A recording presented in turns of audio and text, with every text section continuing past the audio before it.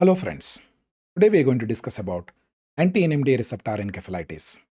I am Dr. Suresh Badadmat, Professor of Psychiatry, working at NIMANS, Bangalore. In this video, I'll be discussing about anti-NMDA receptor encephalitis, how to diagnose, what is the etiology and management. As the name suggests, anti-NMDA receptor encephalitis, here anti means autoimmune response against NMDA receptor and encephalitis means inflammation of the cortex. Anti-NMDA receptor encephalitis is an immune-mediated disease characterized by complex neuropsychiatric syndrome and the presence of CSF antibodies against GLU-N1, also called as NR1, subunit of NMDA receptor. Specifically, the immune-mediated response or will be against the NMDA receptor subunit is GLU-N1 or NR1 subunit. It was first observed by Dr. Joseph and his colleagues in University of Pennsylvania in 2007. As I mentioned earlier, it is an autoimmune disease where the body creates antibodies against the NMDA receptors in the brain. Let's understand what is the importance of NMDA receptor. Once you know the function of NMDA receptor, then if there is any antibodies against the NMDA receptor and disruption of the NMDA receptor function, you'll be able to understand what are the dysfunction or the symptoms it's going to create. NMDA receptors, the full form is N-methyl-d-aspartate. Here, NMDA receptors is basically a excitatory neurotransmission mediated by the NMDA receptor is a fundamental to the physiology of human central nervous system. As you know, there is also inhibitory, but NMDA receptor is very specific for excitatory neurotransmission. Here the NMDA receptor is a glutamate and also a ion channel protein receptor. NMDA is activated when glycine and glutamate bind to it. Along with this, the neuron is sufficiently depolarized. That means it requires both binding of glycine, glutamate. Along with that, there should be a sufficient amount of depolarization to displace magnesium ion. Here, the receptor is a heteromeric complex that interacts with the multiple intracellular proteins by three different subunits.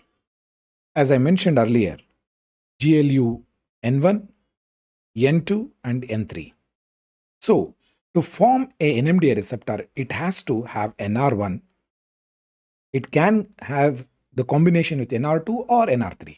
So this is the subunit how N-methyl-d-aspartate receptor works. NMDA receptors plays a crucial role in the process of learning, memory, and neuroplasticity. NMDA receptors are glutamate-gated cation channels that allows for an increased calcium permeability. That means here, the calcium transmission occurs. NMDA receptor is one of the three types of inotropic glutamate receptor, the other two being AMPA and kainate receptors. Let's understand the functional diversity of NMDA receptor. It is rooted in their assembly as a obligate heteromer. Here, there is a glycine binding NR1 and NR3 subunit and also glutamate binding NR2. But however, non-NMDA receptors such as AMPA and kainate receptors can form functional homo-tetrameric channels activated solely by glutamate. NMDA receptors requires the assembly of two copies, each one of NR1 and either NR2 or NR3 subunits. This is how you can find the NMDA receptor. You can see NR1 as one subunit one side, NR2 or NR3. This is how the whole NMDA receptor looks. You can see the glycine and glutamate subunits where it's going to attach, and also you'll be able to see the NR2 various A, B, C, D subunits also can be there. So this is how the NMDA receptor, and it's basically glutamate receptor and also ion channel receptor. But however, please remember, if there is a overactivation of NMDA receptor, it causes influx of calcium and cause excitotoxicity. Excitotoxicity is implied to be involved in some type of neurodegenerative disorder such as Alzheimer's disorder, Parkinson's disorder, and also Huntington's disease. NMDA triggers both long-term potentiation and also long-term depression via fast synaptic transmission. This you need to understand. NMDA receptors plays a crucial role both in neuronal plasticity and also memory and learning. Along with that, if there is a overactivation of an NMDA receptor, it triggers neurodegenerative disorder, that is, excitotoxicity can occur. Further, it is very important role in long-term potentiation and long-term depression. So this is how the NMDA receptor looks. NMDA receptor before activation it is closed, and here there is a magnesium ion blocking it. Although in the middle one of the structure of the NMDA receptor you can see there is a glutamate and glycine has been attached. But however, still, since there is no depolarization, magnesium ion is still attached to it, that is the blue one. Further, if you see, then if there is a depolarization after the attachment of glutamate and glycine, the magnesium ion will be displaced, and that results in calcium influx. That means the need for NMDA receptor to be activated, there are three important things: requirement of glutamate, glycine, and depolarization, which results in displacement of magnesium ion. Now let's move into the anti-NMDA receptor encephalitis. So before we move further, let's recapitulate. NMDA receptors is very essential with regard to learning, memory, and also neuronal plasticity. Excessive activation leads to excitotoxicity with resultant into degenerative disorder. But it's very essential for long-term potentiation and also depression. Anti-NMDA receptor encephalitis. The incidence is very, very rare. It is 1.5% per million population per year.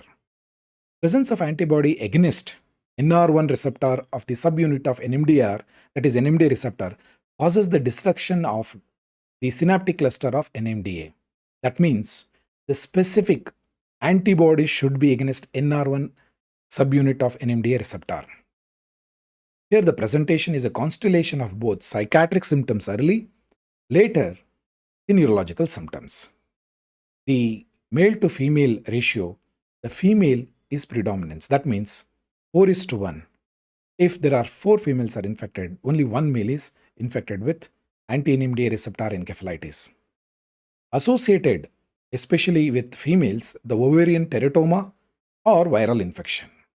And it is targeted invariably in the second decade, that is young female or young adult female.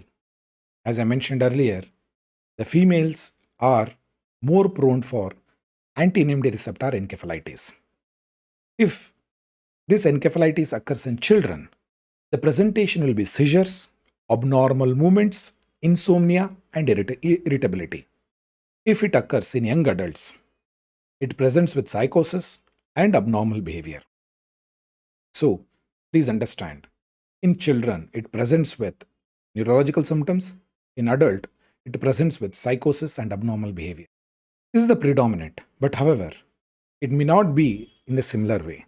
It can be combination of both psychotic and also neurological symptom. Let's understand how the NMDA receptor encephalitis evolves. Initially, if there is by any chance infection, you can see viral prodromal fever. There may be a slight fever, malaise, generalized weakness, nausea, and sometimes maybe fever. This will last for only 1 week. After 1 week, you'll be able to see the presentation is psychiatric symptoms.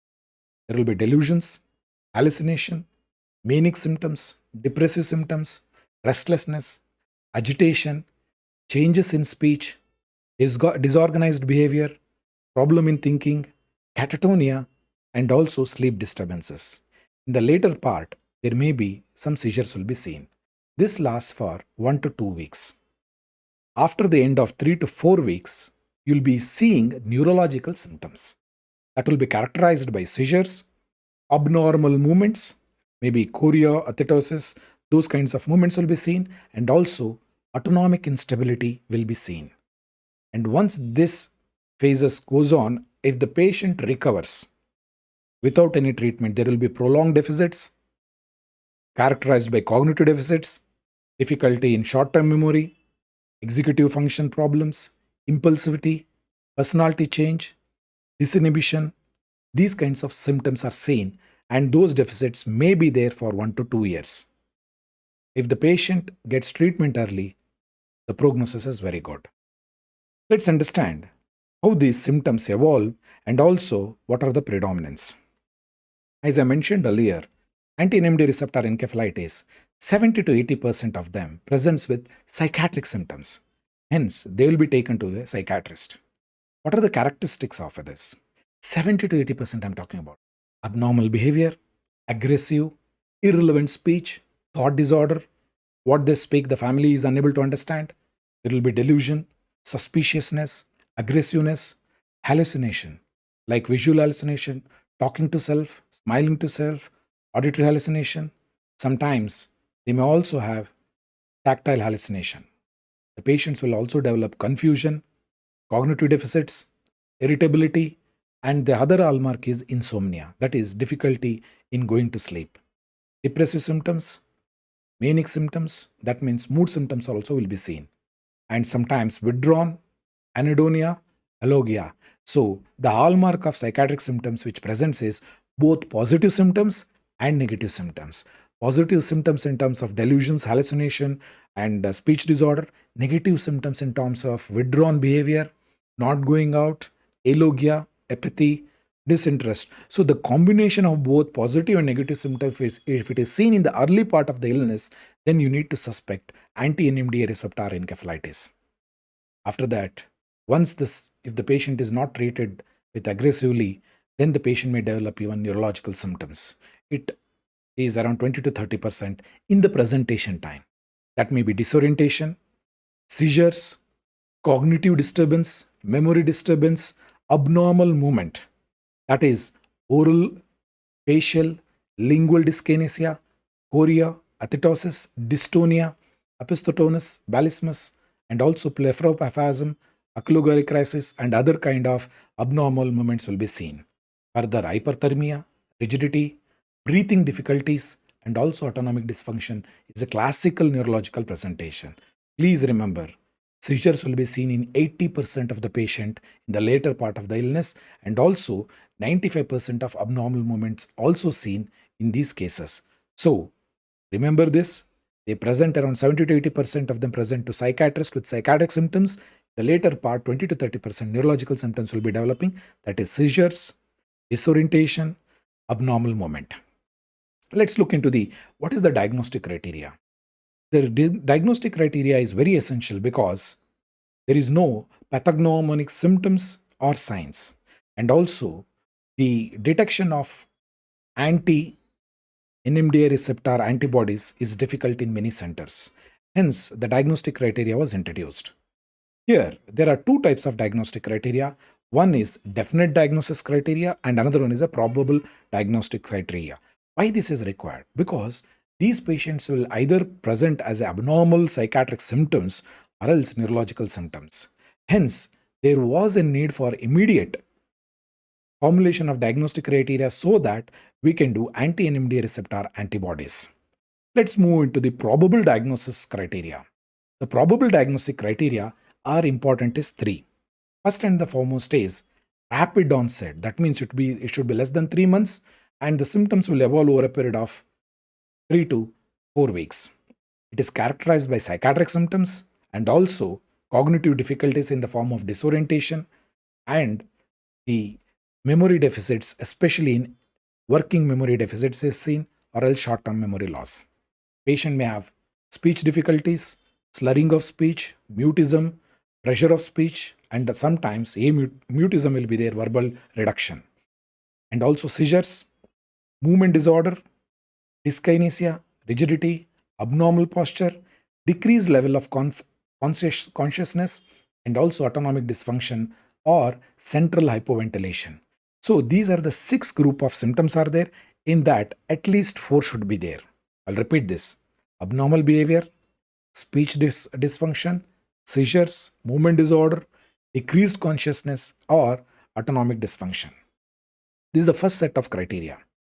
Next, the lab findings is very essential. Either there should be abnormal EEG or else CSF pleocytosis or oligoband should be seen in CSF examination. Here, since it is the lab findings, there should be either abnormal EEG or else CSF. What is the abnormal EEG we are going to see? Either there will be a focused or diffuse slowing and also disorganized activity of EEG will be seen, and the characteristic is extreme delta brush. What is this extreme delta brush? This is what is extreme delta brush, which I have marked it in the square.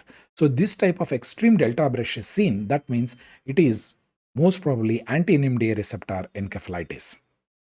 The last part, that is the third part of the diagnosis, is you need to know that the three of the above symptoms and identification of a systemic teratoma, if it is there, especially in females, that means it is a characteristic of anti-NMDA receptor encephalitis. Sir, how do you suspect? That means high level of suspicion should be there when the patient have not a classical psychiatric presentation, combination of psychiatric and neurological symptoms, and also presence of seizures, abnormal movement, cognitive deficits are there, then you need to suspect this. Now let's move to the confirmatory diagnostic criteria. Yes, there is definitely a definite diagnostic criteria are there. Again, one or the more of the 6 group of symptoms which I presented earlier, that is in the probable diagnosis. Along with this, the patient should have IgG, that is antibodies against GLU-N1 antibodies. That means here antibody testing should be including CSF. If you are able to do both serum and CSF, excellent. That means if you are able to find antibodies against GLU-N1 part of the NMDA receptor, that means it is pathognomonic. If only serum is available, that means you are not being able to get the CSF, that means you need to have a confirmatory test should be included. That is example live neuron or tissue immunochemistry in addition to cell-based assay to be done. Now, there is a very important point is you need to exclude certain things. What are those? First and the foremost, you need to rule out herpes simplex virus encephalitis and Japanese bee encephalitis, which these kinds of infection may result in relapsing of immune-mediated neurological symptoms. Hence, you need to exclude these diagnosis and you need to thoroughly investigate for that. Once you are able to rule out, then you have to diagnose anti-NMDA receptor encephalitis. To understand easily and also to remember, there has been a mnemonic made. That mnemonic is search for NMDAR. That means diagnostic clues for anti-NMDA receptor encephalitis in patient with new onset of psychiatric symptoms. Please remember this mnemonic. Search for NMDARA. Let's go through each one of the word. S means sleep dysfunction. Here, there will be severe insomnia and frequent with hypersomnia at disease onset. That means there will be alternating. And also, hypersomnia is a more frequent during the phase of recovery rather than during the onset. The next E means excitement, disinhibition, manic behavior alternating with depressive behavior. Agitation or aggression as A, or rapid onset. You can see the decline within a period of 2 to 4 weeks. In children and young is the adult, that means adolescent and adult onset is very common. And there will be no history of psychiatric illness prior.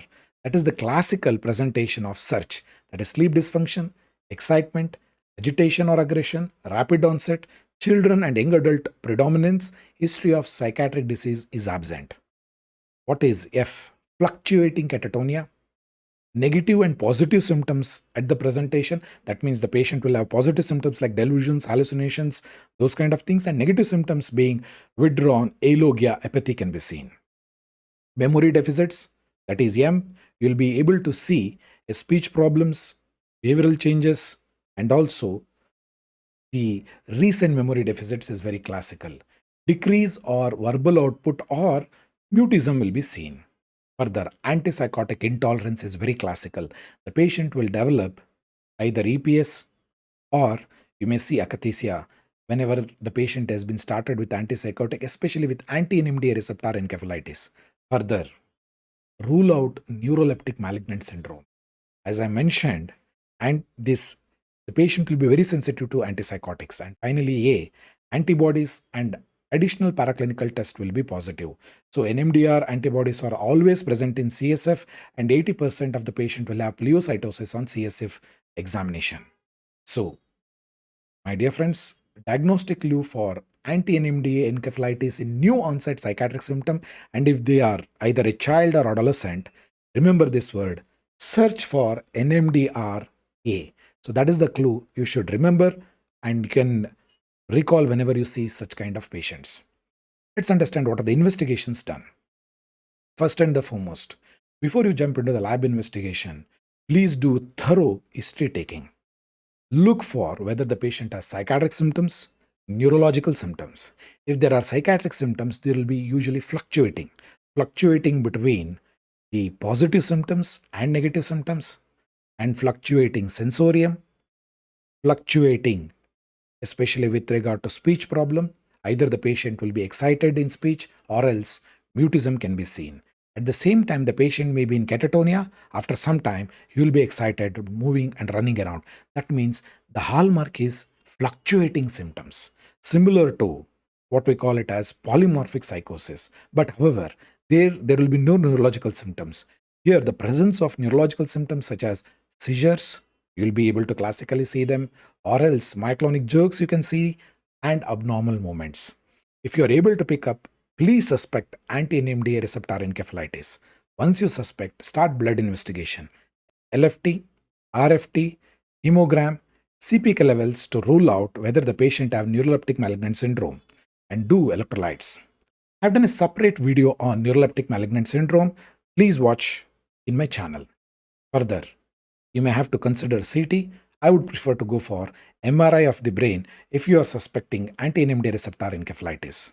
And also look for abdominal ultrasound and MRI, especially if you are suspecting in a young lady with there is a ovarian tumor or teratomyophytes you are suspecting. EEG, LPCSF analysis, NMDA receptor antibodies can be detected either in the serum, and with possible, please do CSF examination of NMDA receptor antibodies. Now, anti-NMDA receptor encephalitis, what is the treatment? Once you have diagnosed positively, immediately you need to admit them, look at the symptoms, how the patient is presenting, what is the severity, what is the autonomic instability, at what stage the patient is having, whether the patient is having severe seizures. In that situation, you need to act immediately. You need to admit the patient into ICU. And as soon as the diagnosis is confirmed, you will go for a definitive treatment. If you are waiting for the diagnostic results to come, then you have to start symptomatic treatment. So the symptomatic treatment should be the first step, and wait for the immediate availability of the diagnosis. Don't send the blood or the CSF analysis and wait. Call the lab repeatedly and check whether the reports are available. Once the reports are available, you can aggressively treat. And also remember, before you give symptomatic treatment, be careful if you are going to start antipsychotic treatment, because the patient will be very sensitive for antipsychotics or else benzodiazepine. You need to weigh the risk versus benefit, especially if you are giving antipsychotic. Imagine if the patient is having delusion and or hallucination and is not violent. If you are able to manage, don't give antipsychotics. If the patient is very violent, trying to run away, becoming aggressive, assaulting people, you need to give antipsychotics. Don't worry of the side effects because he's dangerous to others. Sometimes he may harm himself. Hence, you need to weigh the risk versus benefit. At the same time, if the patient is not able to sleep, then you need to give benzodiazepine. Choose the short-acting benzodiazepines. Hence, here the symptomatic treatment should be based upon the risk versus benefit. At the same time, you may have to take the help of the psychiatrist to section the patient, because if you need to admit the patient against his wish and will, you need to put them under the Mental Health Care Act. Either it may be in UK or in India. That means sectioning is required, and the need of psychiatrist will be here for the management of symptoms, especially psychiatric or abnormal symptoms. Further, once you have admitted, depending upon the severity of the symptoms, and if you have admitted, please do TPR monitoring, that is temperature, pulse, respiratory, BP monitoring, input-output chart 6th hourly. These are all based upon the severity of the symptoms. if a tumor is detected, its removal should be crucial. That means if there is a teratoma, please go ahead with the surgery. The reason is the outcome is dependent directly upon the presence of tumor. If there is a tumor and you are going to give only symptomatic treatment, even if you are going to give immune suppressive therapy, it will be useless. Hence, you may have to consider the removal of the tumor. Imagine if the tumor is already spread everywhere, then giving any immunotherapy is not going to help. That means the outcome is also dependent upon what type of tumor or cancer is there, whether it is surgery can be done, whether chemotherapy can be done, or radiotherapy. The whole thing, the outcome depends directly on the early diagnosis, and also look for any cancer, and also whether there are any secondaries. Aggressive management plays a crucial role here. So, first line of treatment, if there is no tumor, you are unable to find any tumor, then you have to consider first line of therapy. The first line of therapy is steroids, or else intravenous immunoglobulins, or else plasma exchange therapy. I have made a separate video on the management, especially in anti-limbic encephalitis. I have discussed in detail about first line of therapy, what are the steroids, how to start, and what are the dosage should be done within 5 days, how long you have to continue, how many cycles you have to repeat has been done in detail. Second line of therapy is rituximab, and that is a monoclonal antibody that targets the CD20 receptor on the surface of B cell and destroys it. That means you are able to target those cells which produce these antibodies against NMDA receptor. Or else you can also consider cyclophosphamide. Here it is an alkylating agent that cross-links with DNA, which is usually given in cancerous patients. So either you can choose first-line therapy or second line therapy. Sometimes if the patient is not responding or is severely symptomatic, you can combine both first line and second line therapy. That means you can combine steroids, intravenous immunoglobulin, and rituximab or cyclophosphamide. Either this combination can be considered. At this point of time, we do not know which has to be given depending upon the patient's symptom and also severity of the symptoms, and whether the patient has autonomic instability, whether you have to be aggressive in management. Depending upon that, either you will choose first line of therapy, or else second line of therapy, or else combination of both will be considered.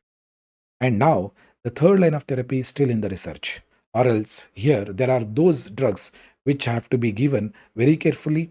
If the first line fails and the second line fails, combination of first line and second line fails, then only these drugs to be considered. That is tolizumab or alituzumab or bortezomib B can be considered. But again, I request you, these are research only in the medical colleges or in those places in the tertiary centers where the close monitoring is done. These drugs can be given. Let's understand what is the course of this illness, that is anti-NMDA receptor encephalitis. Here, please understand there are two stages, first stage and second stage. First stage is approximately 3 months. It is characterized by psychosis and neurological symptoms. Psychotic behavior, that is basically abnormal behavior, neurological symptoms like movement disorder, seizures, autonomic instability, or else coma also can be seen. And you may also see accompanied by transient MRI abnormalities or CSF changes in the form of pleocytosis, or it may be increasing or decreasing, and also symptoms may worsen when you start the treatment, or else the patient may improve suddenly with the medication. The process of recovery is directly dependent on various factors, whether the patient have any cancer or teratoma, or else what is the age of the patient, whether the patient has any comorbid illnesses. All those plays a very important role. Further, the process of recovery may also depend upon what is the alteration in the behavior, whether there is a disturbance in memory, disturbance in cognition, and also executive function. This occurs in the second stage. The second stage is basically the process of recovery which is occurring. Here, it may last for 6 months and the recovery may last for up to 2 years. In this stage, you may not see any inflammation in the MRI, or else you may see very less changes. But please remember, there will be cognitive deficits. There will be personality change. You may see impulsivity, or else decreased speech, or else you may see the person who has been withdrawn may become aggressive during the recovery. That means in the recovery phase, you'll be able to see the recovery lasts for up to 6 months to 1 to 2 years. That means recovery is up to 2 years. And also, there may be around 20 to 30% of the patients may relapse during this period. Now, NMDR antibodies and course of the illness which I have discussed, please understand, in both the stages of first stage 1, initially 3 to 6 months, and then 6 months to 2 years, in both the stages, antibodies are detected in CSF and also in the serum. But CSF is pathognomonic, and in serum it may be around 70 to 80%. Just because if there is no antibodies are found in serum, you need to also rule out in CSF. Low titers of antibodies in the CSF and serum can persist for many months after recovery. Transplantal transference of NMDR antibodies from the pregnant patient to embryos can also occur, and this leads to presence of symptoms even in the neonates. Hence, the neonates also may develop neurological deficits if in the during antenatal period this anti-NMDR encephalitis occurs. Anti-NMDA receptor encephalitis, what are the predictors of poor outcome? That is probable. They are not exact, but in various studies, if these predictors are there, that means there may be poor outcome. What is that? If the patient requires ICU unit, if there is a treatment in delay, that means if you are not able to diagnose and the treatment delay occurs more than 4 weeks, then there is high possibility. Absence of improvement when the medication is started within 4 weeks, then also there is a poor prognosis. Abnormal MRI findings is there. CSF white blood cells is more than 20 cells per microliter, then the possibility of recovery will be very less. But however, please remember at this point of time, being suspicious and making this diagnosis is very difficult. Although the literature says if you are able to suspect and do anti-NMDA receptor encephalitis, basically anti-NMDA receptor antibodies, if you're able to suspect and do within 1 month, excellent. But in many a time, the patients will present only in psychotic symptoms. That means psychiatric symptoms, psychotic is there, but there are no any seizures. Then the doctor may not be able to suspect at all. That means the anti-NMDA receptor encephalitis is presentation will be varying from patient to patient depending upon which part of the brain is affected or else which part has presenting symptoms. So you cannot hold the doctor responsible if he's unable to diagnose within 1 month, because these availability of checking whether there are antibodies for NMDA receptor is present or not is not available across all field or across all medical colleges or district hospitals. Only in few cases, only if the doctor is excellent in his diagnosis and if the patient and the family members are able to give the symptom evolving, they are able to discuss about the seizures, abnormal movements, and if the patient is admitted, then only it will be able to diagnose. Otherwise, it is very difficult to diagnose this anti-NMDA receptor encephalitis. This you have to understand. Further, at this point of time, there are no specific biomarker exists to guide the therapy or predict the treatment outcome. This is by trial and error, basically. Clinical assessment is the only predictor to know whether the patient is responding or not. Approximately 75% of the patient with an NMDA receptor antibodies recovers. That means if you are able to diagnose, start treatment, you'll be able to get 75% good outcome. However, few of them may develop mild to moderate deficits, and 25% may have severe deficits. That means cognitive deficits may be there. To conclude, my dear friends, anti-NMDA receptor encephalitis is a non-specific condition. Initially, it may present with prodrome and then psychiatric symptoms, cognitive dysfunction, positive symptoms, negative symptoms. You may see motor dysfunction, autonomic instability, and also these are associated with ovarian tumors, and it occurs very commonly in young females. And you need to have high amount of suspicion with regard to the anti-NMDA receptor encephalitis, and 70% of them will present to a psychiatrist or in a mental hospital. Anti-NMDA receptor encephalitis is easily diagnosable both in blood and CSF, and it is classically you have to do CSF to rule out, and in blood, in 70% of them only it will be positive. The recommendation for screening has been advised for testing for all those patients, but however, it depends upon the availability of resources. And if it is a female, presence of fluctuating symptoms, presence of both psychiatric symptoms and neurological symptoms, worthwhile testing for anti-NMDA antibodies. Thank you very much for giving your valuable time. Stay safe.